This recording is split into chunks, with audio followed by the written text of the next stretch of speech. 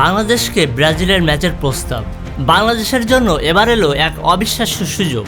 গত 23 August Brazil football ফেডারেশনের 5 সদস্যের একটি প্রতিনিধি দল বাংলাদেশে এসে জাতীয় স্টেডিয়াম এবং বসুন্ধরা কিংস অ্যারেনা পরিদর্শন করে।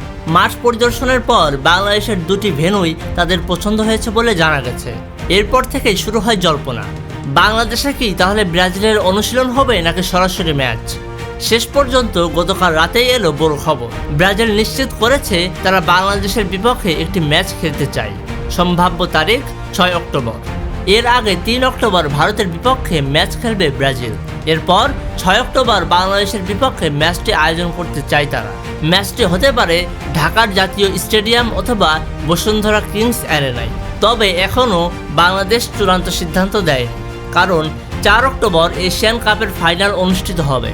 বাংলাদেশ যদি ফাইনালে ওঠে তাহলে 5 অক্টোবর বিশ্রাম নিয়ে মাত্র একদিন পরই ব্রাজিলের বিপক্ষে মাঠে নামতে হবে। তবে বাংলাদেশ ফাইনালে না উঠলে প্রস্তুতির জন্য হাতে থাকবে আরও বেশি সময়।